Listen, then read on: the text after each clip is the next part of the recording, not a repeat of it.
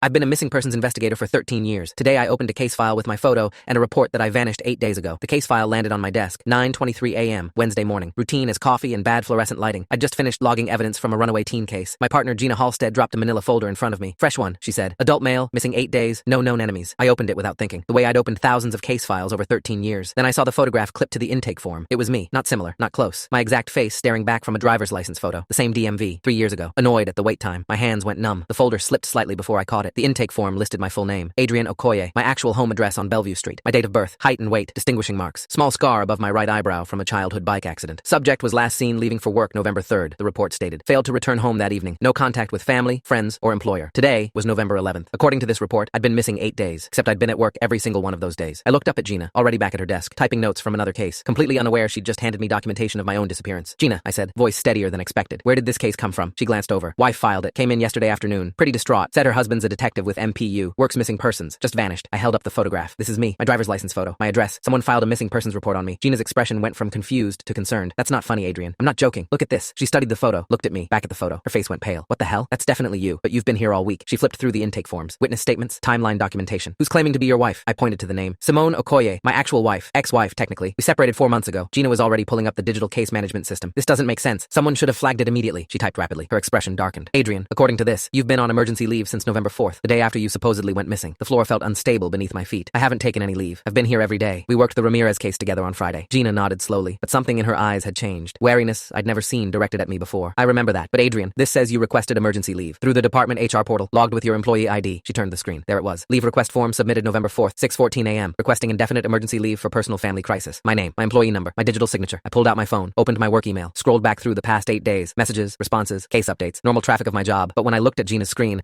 my official email showed an out-of-office auto reply. Active since November 4th. Lieutenant David Boswell appeared in the doorway. Expression grim. Detective Okoye, I need you in my office. It wasn't a request. I followed him, mind racing through possibilities. Identity theft, system hacking, elaborate prank. But pranks didn't involve falsified police documents. Boswell closed the door. Sit down, Adrian. He didn't sit himself, just stood behind his desk, hands clasped. I received a strange call from Simone this morning. He paused. She filed a missing persons report on you yesterday. Said you disappeared November 3rd. She's terrified something happened to you. I pulled out my phone. Lieutenant, I've been here every single day. The Ramirez case. Watson follow-up. Staff meeting Friday morning. You were there. You saw me. And that's when his expression changed completely. Full story is linked below or on my channel.